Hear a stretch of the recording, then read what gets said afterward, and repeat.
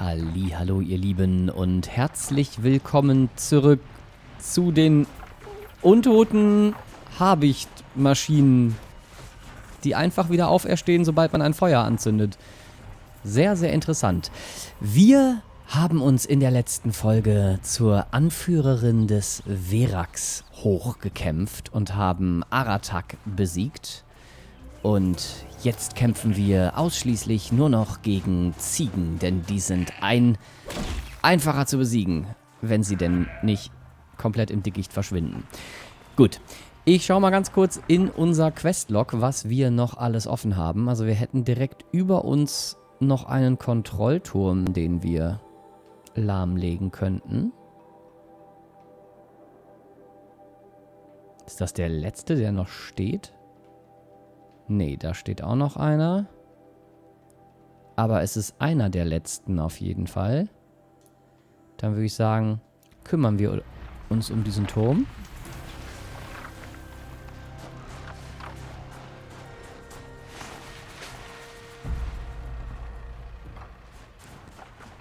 Hallo, mein lieber Forscherzeit, ich grüße dich.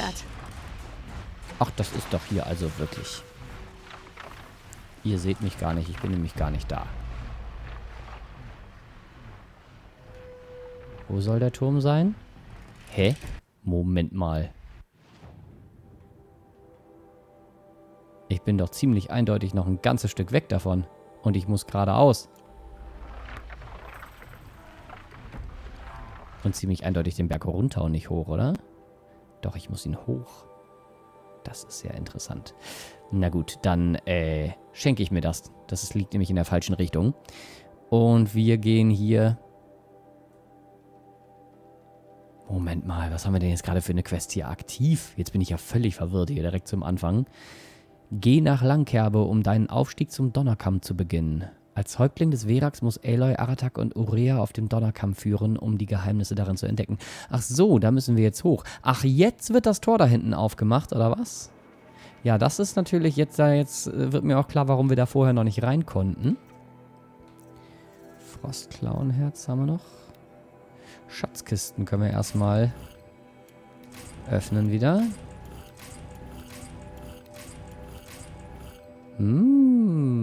Unerprobte Waffenspule. Outfitgewebe. Banuk Eisdorn. Eiswerfer.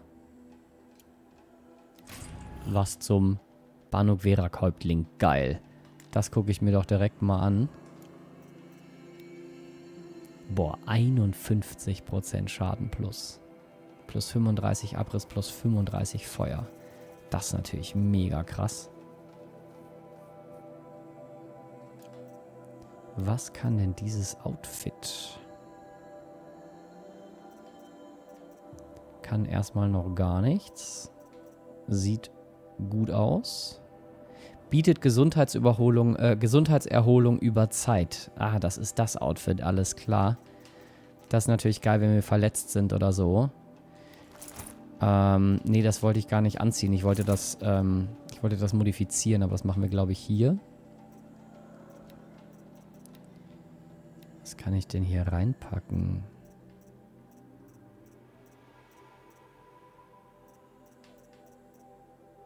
Tarnung, Verderbnisschutz.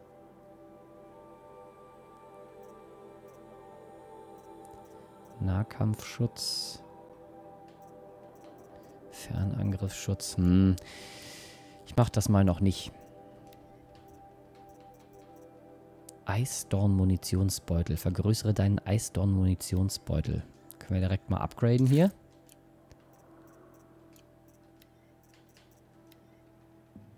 Interessant. Feuert einen Eisangriff auf kurze Distanz, der keinen Schaden bewirkt, aber hohen Eisschweregrad. Effektiv für eisanfällige Maschinen. Bin ich ja mal gespannt auf das Ding. Banuk Eisdorn. Mit Eiswerfer eingefrorene Maschinen. Gut. Schockanfällige Maschinen mit Schockbolzen müssen wir auch noch machen. Erledige mehrere Feinde mit nur einer Sprengbombe. Das haben wir immer noch nicht gemacht. Schieße Platten von Maschinen. Ja, auch das müssen wir noch machen.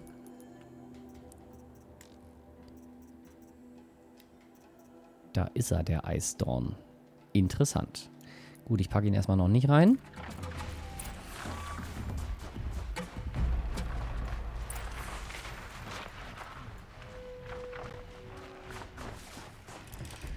Might regret this. Hauen wir erstmal von den Habichten ab. Aber wartet mal, wir haben ja noch, wir müssen das ja gar nicht laufen. Aber naja, gut. Wir haben da ja das Lagerfeuer aktiviert. Wir könnten auch schnell reisen, aber das ist wirklich so nah. Das sind ja nur 500 Meter.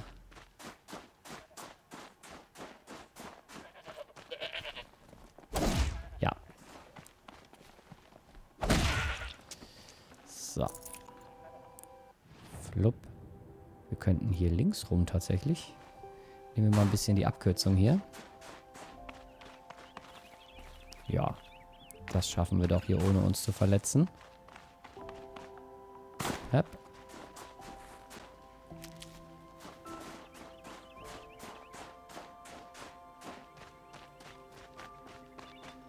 Entschuldigt bitte. Ich hatte vergessen, das Spiel wieder auf euren Bildschirm zu legen. Oh, was haben wir denn hier unten? Ach, das war einer der Türme, ja. In Ordnung, ich erinnere mich. Und auch da sind alle Maschinen wieder am Leben. Sehr interessant.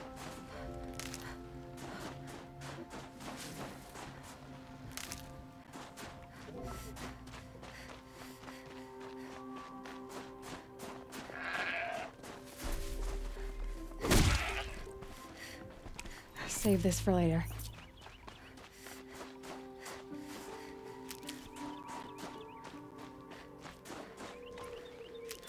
Jetzt fängt es wieder richtig stark an zu schneien hier.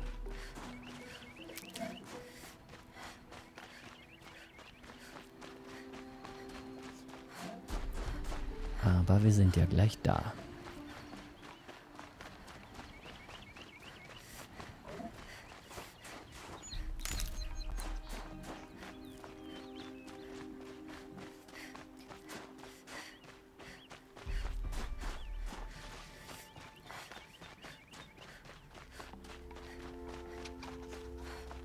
Noch eine Ziege.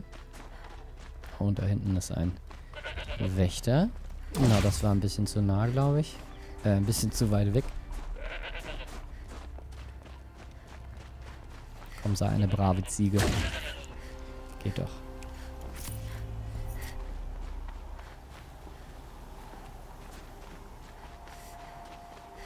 Bist du schon zu nah am Dorf oder darf ich dich noch töten?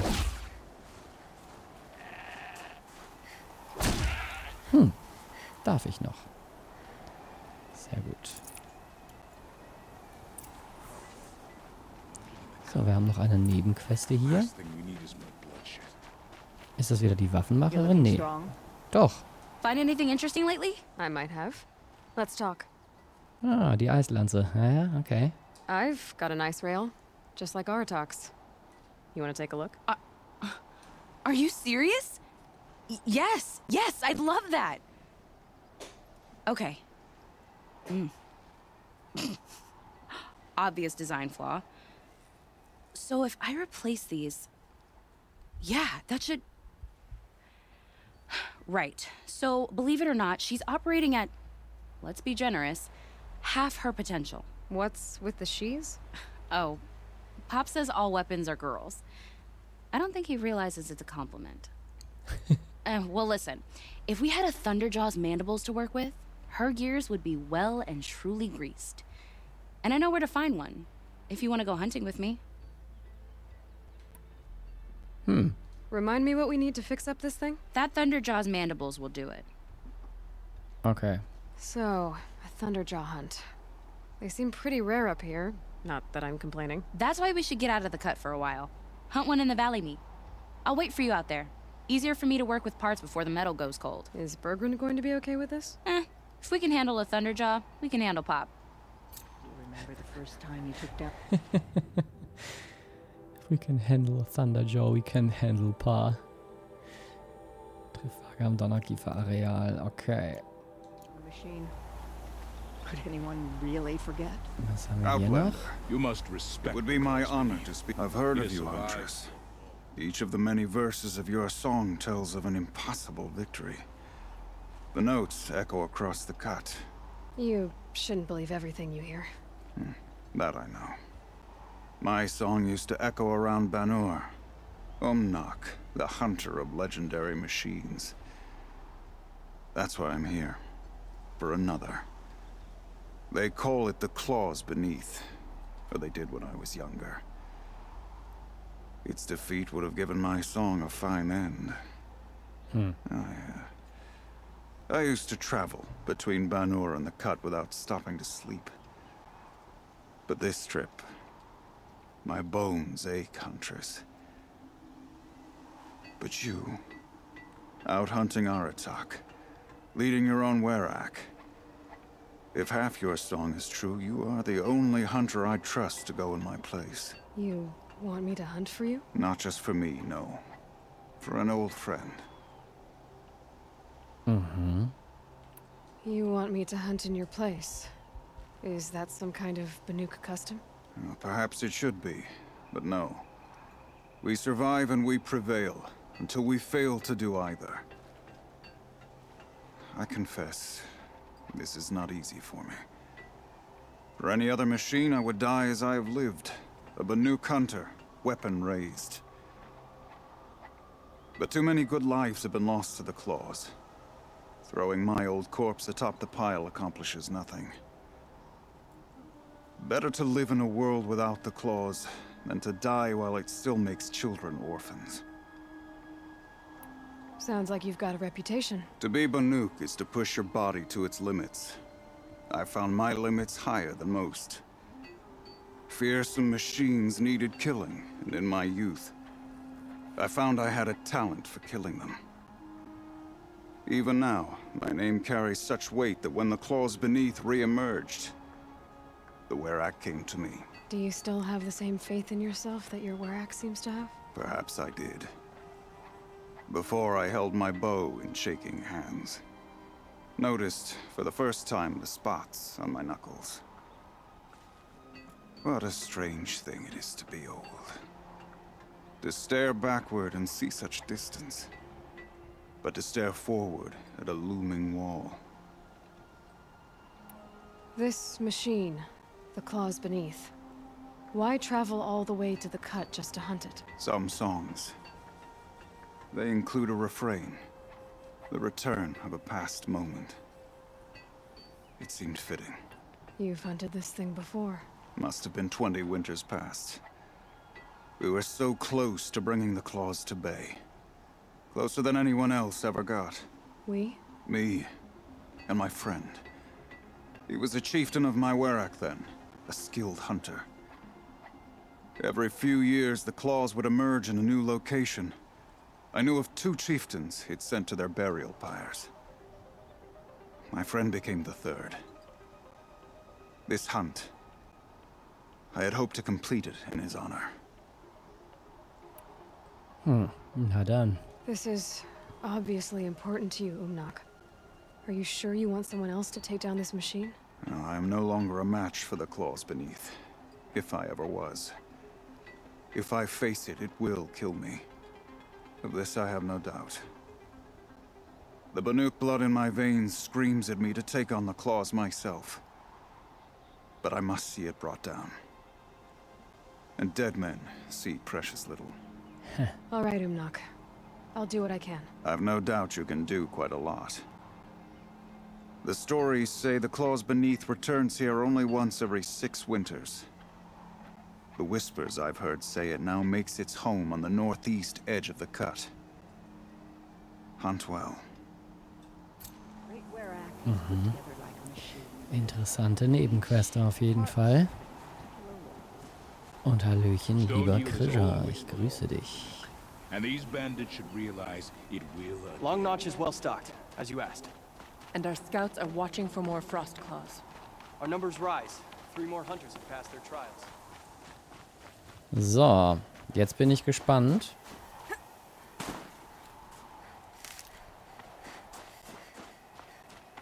Wie der Berg geöffnet wird und was da drin ist. Und vor allen Dingen, was auf dem Donnerkamm dann oben ist. Verstehen Sie. Aloy, This is it. My chance to reunite with the spirit, and perhaps to reunite her with the blue light. It's not a chance I would have had alone. I needed an outsider. Someone ignorant of our ways, but no, not ignorant. Are you trying to thank me, Araya? Yes, of course. That's what you do. Untangle knots. Create possibilities. Thank you for making this pilgrimage possible. I only wish it had not been necessary to humiliate Aratak. You were wise to let him come. He's earned the right. Stubborn as stone, but he's had to be. The war demanded it. And so have I. What did the war do to Aratak? He cut away everything until only his true self remained. Unyielding ice. No Banuk has more sheer will. He fought the Karja for 1,000 freezing nights, yet always rallied his hunters at sunrise. It is said he endured 23 wounds in those years. His hunters counted them. He never complains of one. Instead, he complains that life with me is harder. He's right. What have I ever given him but struggle? Zeit mal wieder nach Silence zu fragen, würde ich sagen. Now that I'm chieftain of the Werak, I don't suppose I can order you to tell me about Silence? Aratak would never have presumed to grasp for a secret of the Conclave, but you are not Aratak, and if you have dealt with Silence, your need is well apparent. Silence came to Ban-Ur from the distant north, a young shaman of the Owl's Watch, a remote Werak that rarely comes south to parley. Silence was a shaman. He was, or at least when we sent runners to ask the Owl's Watch, they said he was. His knowledge of the machines was beyond compare, and he was hungry to trade what he knew to the rest of us. It didn't take him long to gain the trust of the Conclave, and eventually, an invitation to attend. What about you? Did you trust him? No. But he impressed me. He carried himself with poise and authority. I wanted to learn from him, but that was not to be. He was granted knowledge of our most sacred meeting place, the frozen caves of the Malmstrom, a month's march from Ban-Ur. He met with us there, as is custom at high winter. But when we next returned, the caves had been looted. Relics of the old world stolen. Holes cut in ice and metal. Yeah, that'd be Silence, all right. He vanished with the spoils. We sent our best trackers after him. None returned. And when we checked back with the Owl's Watch, those who had vouched for him were gone. As though he never existed. Some in the Conclave began to doubt he was even Banuk to begin with. And what do you think? He committed an unforgivable sacrilege.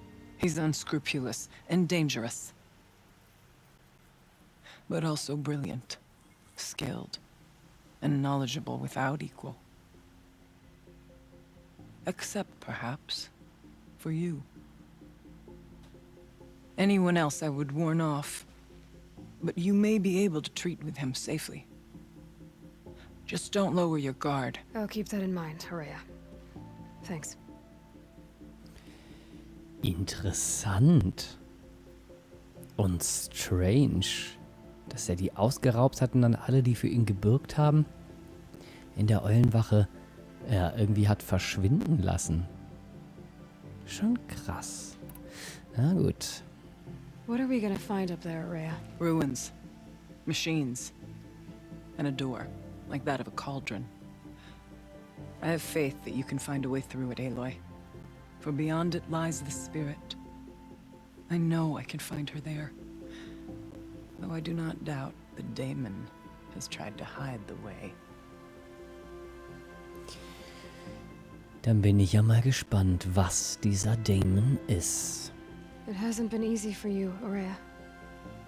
Getting back to this point. It was all to hear her voice again. This time, we both will. I'd like that.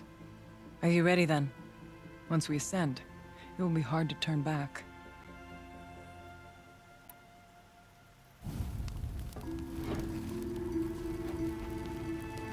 Los geht's.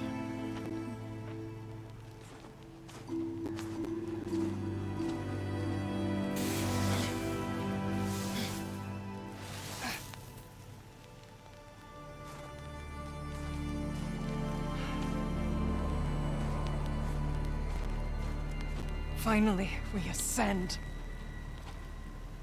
How? I don't see a way up. Not up. Through. No, brother!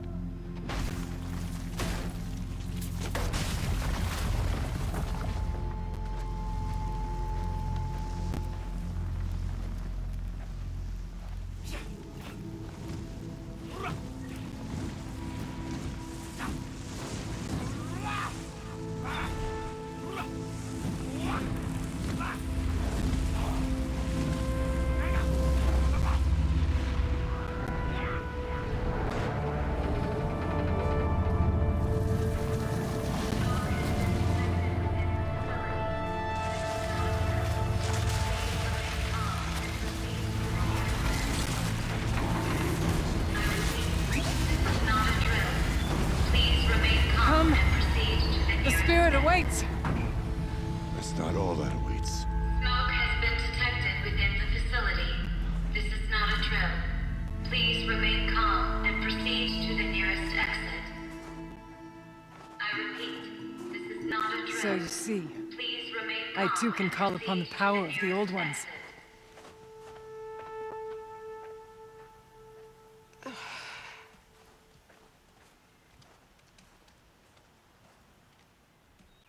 What was this place? The spirit once told me that this all used to be part of its domain. A fortress that defended humankind from a terrible danger. Fortress. It looks more like a machine. Is that not fitting? The blue light often dwells in machines. Let's just hope that some remains here.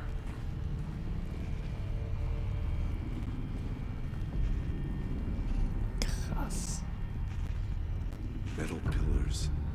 Tall as Benure's cliffs. I still don't like it.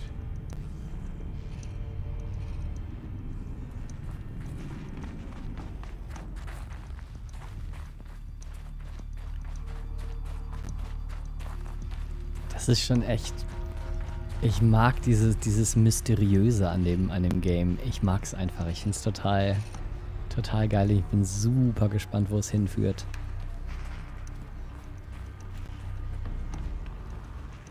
Yes, und damit ist unser Beutel wieder voll.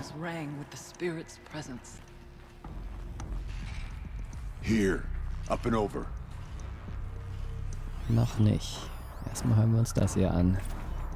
Rückkehr zu Firebreak. November 21st, 2064. It's been 3 years since I was last here, and 12 since I was running the place. Just a skeleton crew left, confused about why I'm here. So am I. Anita wants me to find a way to suspend operations for a while. Maybe a long while. And I don't know why. But from the sound of her voice, it was something terrifying. I wish I could look into her eyes, ask her what the hell she's so freaked out about, but what else is new? When don't I wish I could look into her eyes again? Aloy? Were you listening for something? There are memories here. Messages left by the old ones. And you can hear them. I envy you. What did they say? I'm not sure yet, Araya.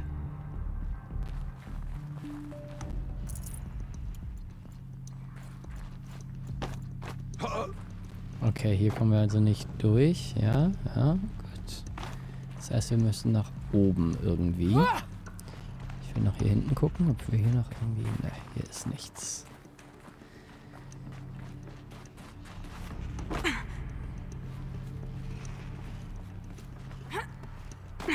Hä? Können sie sich da nicht festhalten dran? Okay.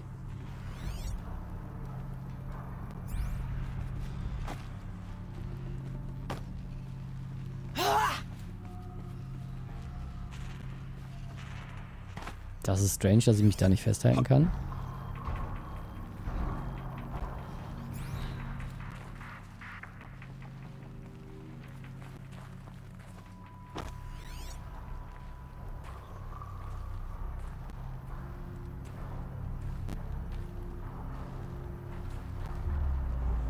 Nach da oben müssen wir.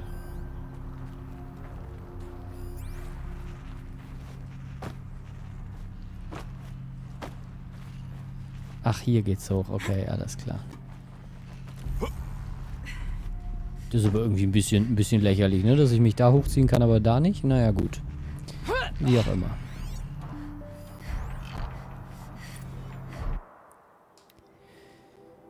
Joshua.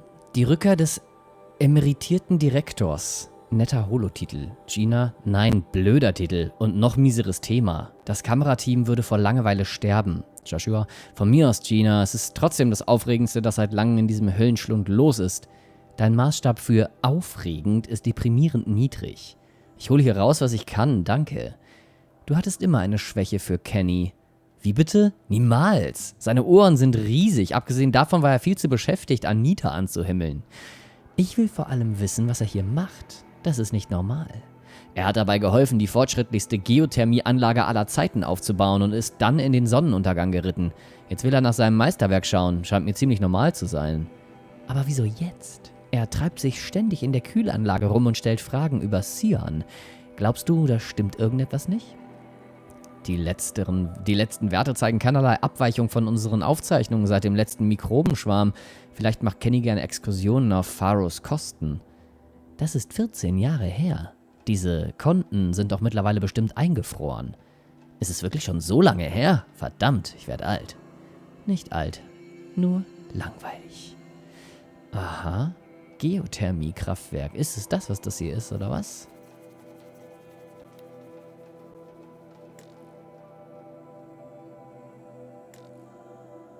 Zu der Sprachaufzeichnung, die wir eben gehört haben, gibt es noch diesen Text hier. Kenny Chow, 21. November 64. Achso, das hat er ja vorgelesen.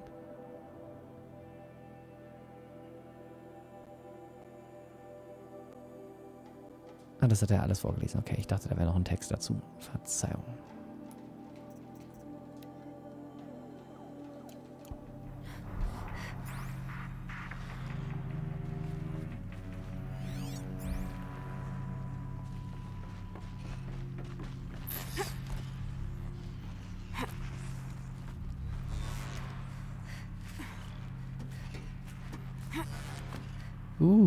Okay. Guten Tag.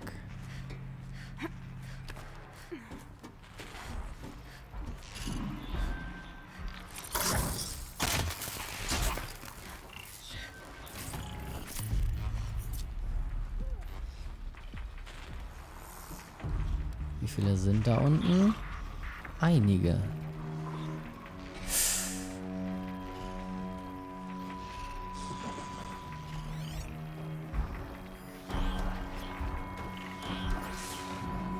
Machines.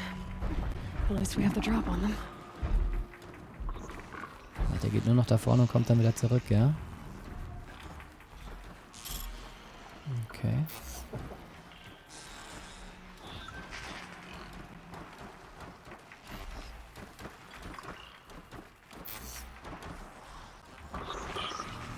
Ich hoffe, der sieht sie jetzt nicht.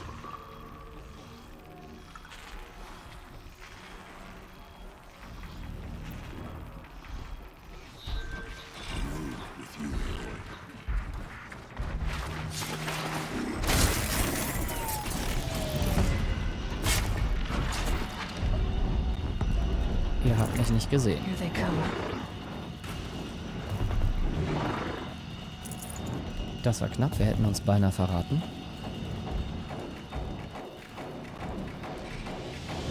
Kann ich hier irgendwie hoch? Nee, kann ich nicht. Schade.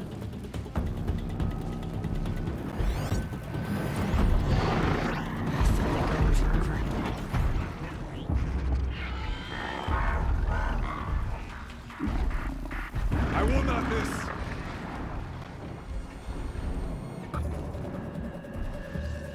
Was? Where fate has brought you. Ah, fuck.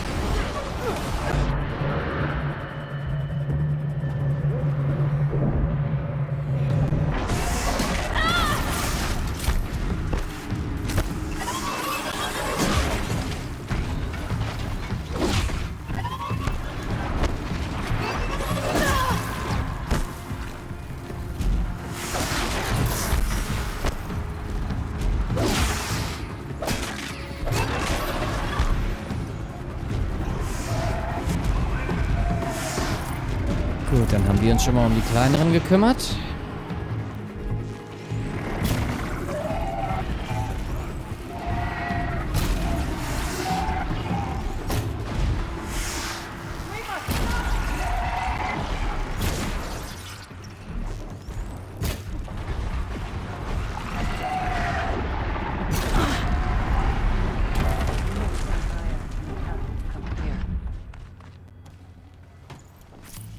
Ja gut, das war ja jetzt relativ simpel.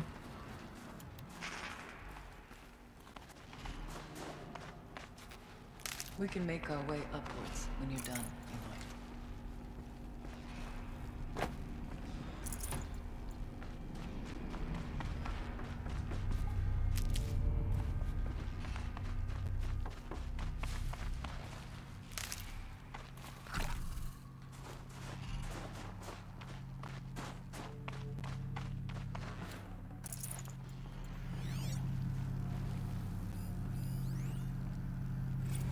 If the chief Dieser Kuss.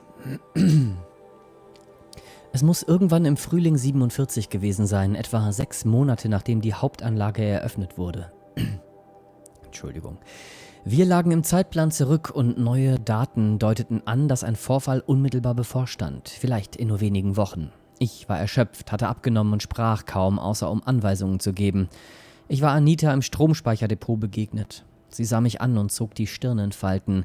Dann zog sie mich in diesen Raum und küsste mich. Ein langer Kuss. Denkbar gut. Ich spüre immer noch ihre Hand in meinem Nacken. Danach sah sie mich an und lächelte und ging ohne ein Wort zu sagen wieder an die Arbeit. Diesen Moment werde ich nie vergessen. Ihre Berührung, ihre wortlose Großzügigkeit. Nachdem sie das Projekt verlassen hatte, machte ich mir jahrelang Vorwürfe, sie nicht gehalten zu haben. Jedes Mal, wenn ich ihr auf einer Konferenz begegnete, fühlte ich mich erregt und verwirrt zur gleichen Zeit. Ich hoffte immer, wir könnten zusammen was trinken gehen und, es wieder aufleben lassen. Erst nachdem ich sie 58 in einer Holo auf der Bühne gesehen hatte, als sie strahlend und glücklich in Austin den Mind Challenge Award entgegennahm, mit niemand Geringerem als Elisabeth Zobeck als Moderatorin, dämmerte es mir, dass ich absolut nichts falsch gemacht hatte. Ich konnte endlich sehen, dass sie hatte, was sie wollte. Und das war einfach nicht ich.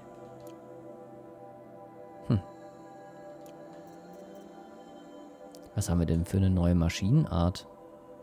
Eisbrüllrücken. Ach so, das ist eine eigene Art. Das heißt, uns fehlen noch exakt 2 Stück. Diese hier. Und, einer fehlt noch. Diese eine Maschine fehlt noch. Wenn der Umriss stimmt, ist es ja auch nur ein größerer Bär. Ne? Ein größerer, wie heißen die Viecher?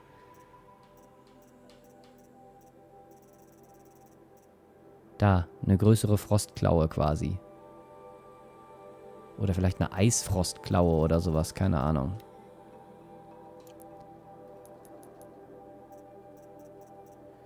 Was haben wir für einen neuen Rohstoff hier? Brüllrückenlinse, ja gut. Captain's pace is measured, ours is measured.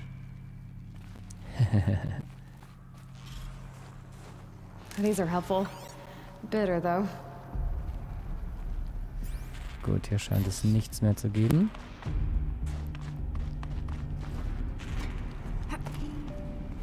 Yes, this way. Dann auf nach oben. Konnte ich da unten nicht auch dran hochklettern auf der einen Seite, an diesem Turm? There's an overlook above. It's not far. Naja, gehen wir mal nach oben.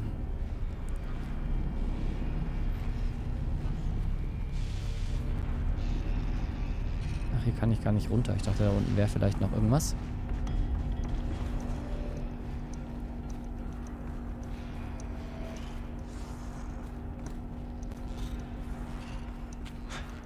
Not much farther now. Was sind das denn hier für Dinge? Achso.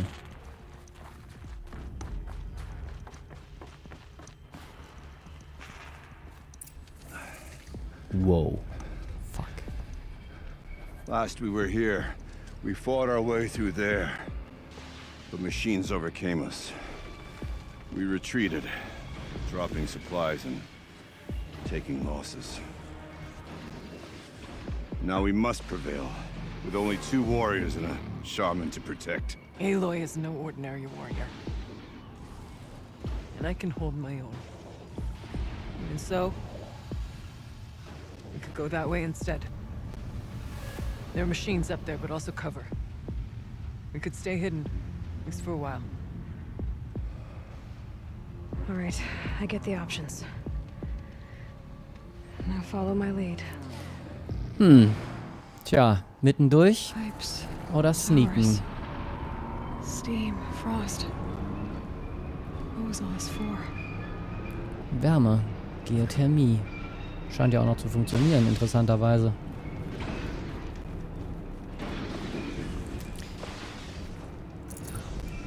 Aber hier speichere ich lieber nochmal ab.